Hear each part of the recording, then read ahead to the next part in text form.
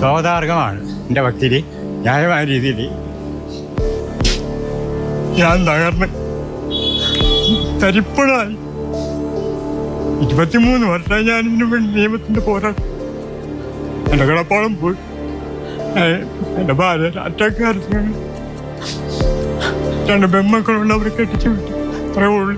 2006 ഓഗസ്റ്റിലാണ് കേസിനാസ്പദമായ സംഭവം. ചകിരി മില്ലിൽ നിന്നുള്ള പരിസര മലിനീകരണത്തിനെതിരെ മലിനീകരണ വിരുദ്ധ പ്രവർത്തനങ്ങൾക്ക് നേതൃത്വം നൽകിയതിന്റെ പേരിലാണ് പരാതിക്കാരനായ സിദ്ധാർത്ഥനെ കസ്റ്റഡിയിലെടുത്തത്. അന്ന് ചേർത്തല SI ആയിരുന്ന മധുബാബുവും കൂടെ ഉണ്ടായിരുന്ന ഹെഡ് കോൺസ്റ്റബിളുമാണ് സിദ്ധാർത്ഥനെ ഉപദ്രവിച്ചത്. മർദ്ദിക്കുകയും നഗ്നനാക്കി ചെറുതണം തീക്കുകയും ചെയ്തെന്നായിരുന്നു പരാതി. 18 വർഷങ്ങൾക്ക് ശേഷം ചേർത്തല ജുഡീഷ്യൽ മജിസ്ട്രേറ്റ് ഷെറിൻ കെ ജോർജാണ് കേസിൽ ശിക്ഷ വിധിച്ചത്.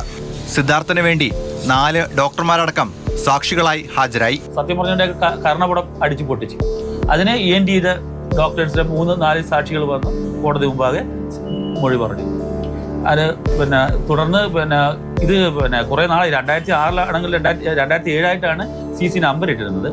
അതിനുശേഷം ഇദ്ദേഹം ഈ പറയുന്ന ഹൈക്കോടതിയിലും പോയി ഇത് സ്റ്റേ ചെയ്തിട്ടുണ്ടായിരുന്നു. പക്ഷെ അതുകൊണ്ടാണ് ഇത്രയും നാള് ഈ വിധി പറയാനായിട്ട് താമസം വന്നത്. മധുബാബുവിനു വേണ്ടി മുൻ DYSPമാരടക്കം 36 സാക്ഷികൾ ഉണ്ടായിരുന്നു.